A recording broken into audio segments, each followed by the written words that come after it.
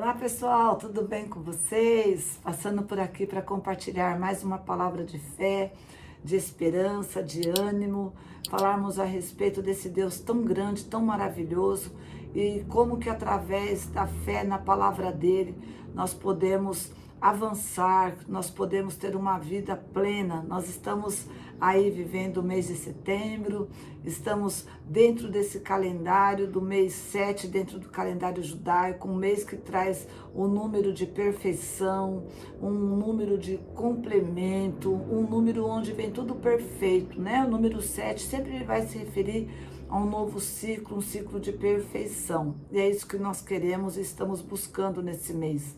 E como não é diferente, todo esse mês nós estamos falando a respeito de Salmos, do livro de Salmos, estamos lendo, estamos estudando o livro de Salmos. E dentro desse projeto, desse propósito, nós estamos falando a respeito, hoje vamos falar a respeito do Salmos 1. Salmos 1, ele vai dizer assim: felizes são aqueles que não se deixam levar pelos conselhos dos maus, que não seguem o exemplo dos que não querem saber de Deus e que não se juntam com os que zombam de tudo que é sagrado. Olha que coisa, né? São três conselhos que a palavra de Deus vai nos trazer.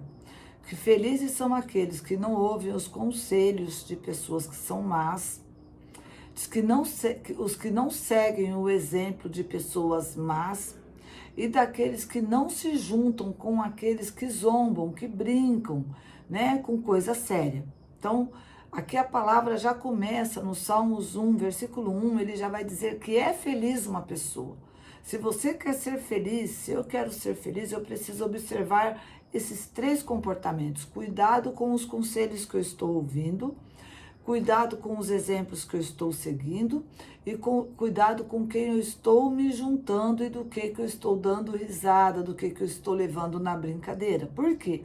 Existem pessoas que elas não respeitam a Deus, elas não se importam com a presença de Deus, elas não se importam com a vontade de Deus. Então elas vão brincar com coisas sagradas, elas vão tomar atitudes que desagradam a Deus. E aí o Senhor está dizendo para que nós venhamos tomar cuidado. E quando nós tomamos esses cuidados com essas três áreas, o Senhor já fala que nós vamos ser felizes. Nós já vamos ter uma vida diferenciada se nós observarmos quem são os nossos conselheiros, quem são os nossos mentores que vão estar ali nos mentorando, ou até mesmo dando os exemplos, quem são as pessoas que nós estamos nos espelhando, como mãe, como esposa, como profissional, quais são essas pessoas que nós temos como modelo para nós, e quais são aquelas piadas, né, que nós damos risadas, brincadeiras que muitas vezes nós participamos. Então, já começa dizendo que feliz é a pessoa que toma esses três cuidados. Versículo 2, diz assim: pelo contrário, essa pessoa que é feliz, ela tem prazer na palavra de Deus. Ela tem prazer em conhecer o que é a vontade de Deus, que medita nesse livro dia e noite. O que é isso? Não é que o dia inteiro ela vai estar lendo a Bíblia, a noite inteira, não. É que ela pensa o dia todo, ela está sempre lembrando do que é a vontade de Deus, ela está sempre trazendo uma palavra do que ela leu na Bíblia, ela tem prazer em buscar, em conhecer a vontade de Deus.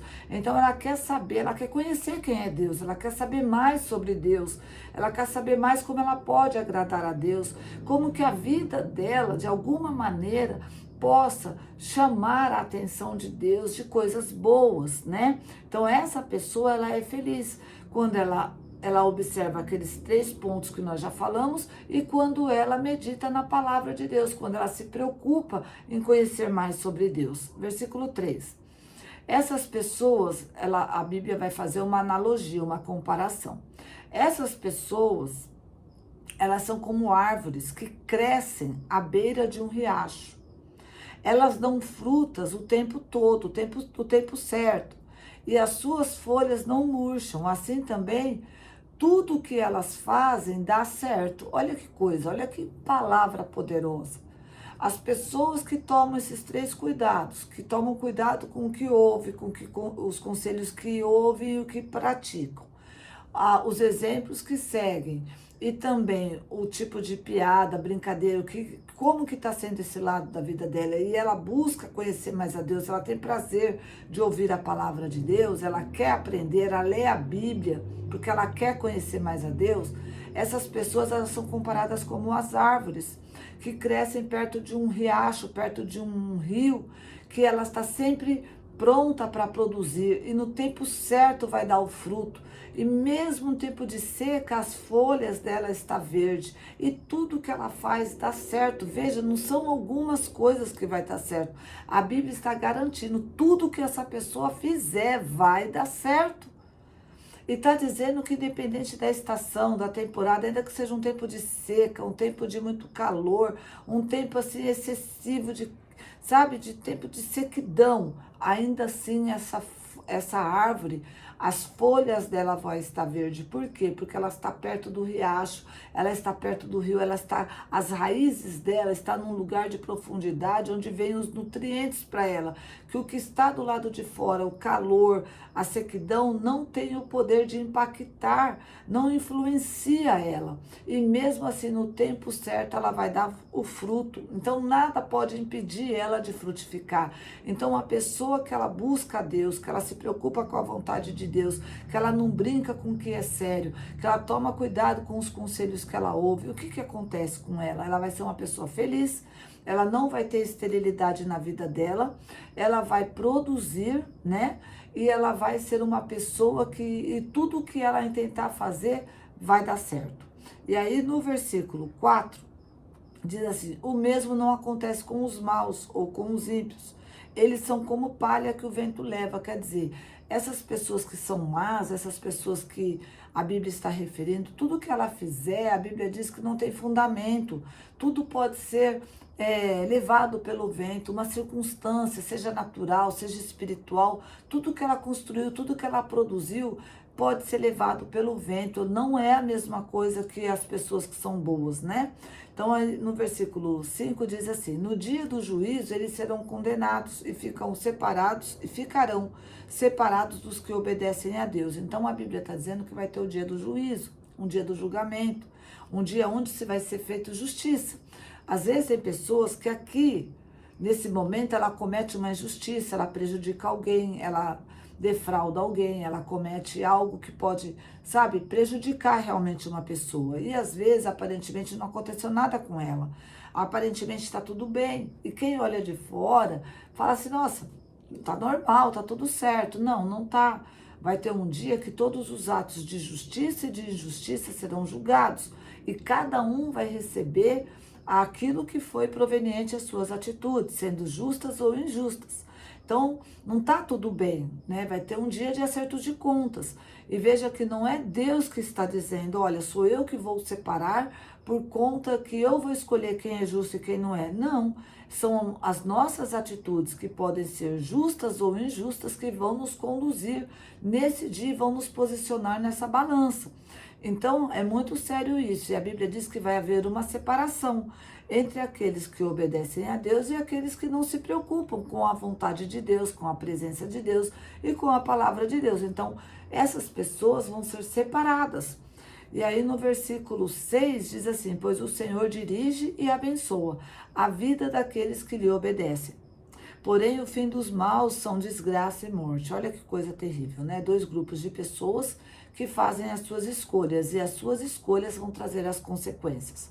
Lembrando que aqueles que escolhem obedecer a Deus, o Senhor faz um pacto com eles, o Senhor se compromete a abençoar a vida dessas pessoas e a guiar a vida delas. Então, o Senhor está dizendo: aquelas pessoas que escolhem me obedecer, aquelas pessoas que se preocupam com a minha vontade, eu me comprometo de cuidar delas, de guardar elas e abençoar elas. Porém, aquelas pessoas que não querem agradar a Deus, que não se preocupam com a vontade de Deus, que elas querem fazer as suas próprias escolhas, elas querem tomar suas próprias decisões, elas querem seguir os seus próprios caminhos, elas não estão preocupadas com a vontade de ninguém. O que importa é a vontade dela, o que ela está sentindo naquele momento, o que ela pensa que é o certo. Então, essas próprias pessoas, elas vão ser conduzidas muitas vezes a caminhos que está dizendo aqui na palavra, né? Que serão desgraça e morte. O que é isso? Dor e sofrimento, separação. Então, esses dois grupos de pessoas, elas próprias, com as suas próprias escolhas, elas mesmas se colocam nos seus devidos lugares, tanto de obedientes como daqueles que querem fazer as suas escolhas. Deus está pronto para abençoar todos aqueles que querem e que têm no coração e querem agradar a Ele, que querem se preocupar com a vontade dEle, que querem conhecer a palavra dEle e querem conhecer mais a Ele. Então, essas pessoas o Senhor se compromete a abençoar. Então, o nosso foco aqui é falar a respeito das duas possibilidades, né? Deus não vai nos obrigar a nada, mas Ele nos faz esse convite através da palavra, que nós podemos sim ser felizes, nós podemos sim, tudo que nós tentarmos fazer dar certo.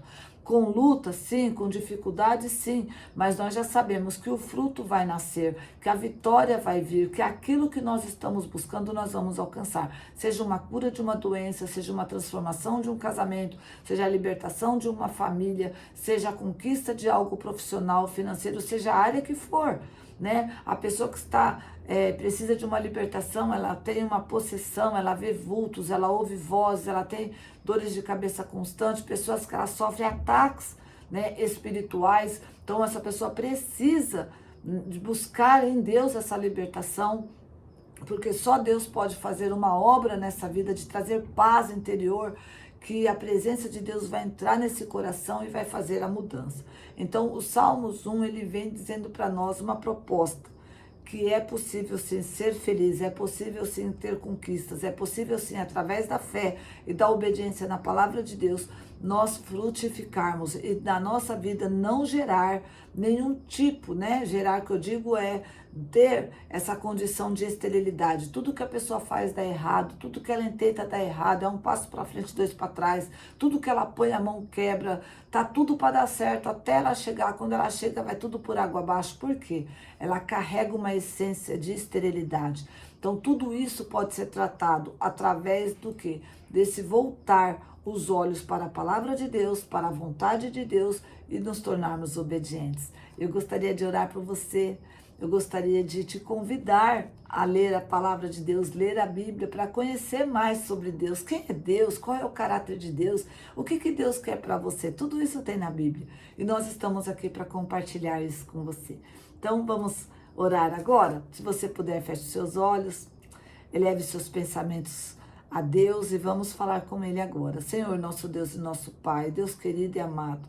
Senhor, eu quero apresentar ao Senhor nesse momento, nessa hora, todas as pessoas que estão assistindo esse vídeo, que estão participando, meu Pai, desse projeto e dessa palavra. Senhor, olha para o coração dessa pessoa que nessa noite, nesse dia, nessa tarde, nessa manhã, resolve observar quem que ela tem dado ouvido, quem são os seus conselheiros, quem são os seus modelos, em quem ela está se espelhando e com o que ela está brincando e quais tem sido, né, o seu prazer. E hoje essa pessoa resolve, meu Deus, te buscar, procurar saber qual é a sua vontade. Meu Pai, abençoe a vida dela, a casa dela, a família dela, proteja ela, Senhor. Que o Senhor possa se revelar a ela, que o Senhor possa se apresentar a ela. E que essa pessoa, meu Pai, através da Tua palavra, ela tenha um encontro real e verdadeiro com o Senhor. E que a vida dela, meu Pai, possa entrar num novo nível de frutificação. Que toda esterilidade nessa vida, meu Deus, seja destruída hoje, seja banida hoje. Eu profetizo que toda esterilidade saia da sua vida. Eu profetizo um tempo de frutificação, um tempo de produção, um tempo de crescimento sobre a tua vida, sobre a tua casa e sobre a tua família. Eu declaro que a bênção de Deus esteja sobre a tua casa e a tua família, em nome de Jesus. Amém? Se você crê, diga amém. E eu te espero no próximo vídeo. Deus abençoe. Fiquem com Deus.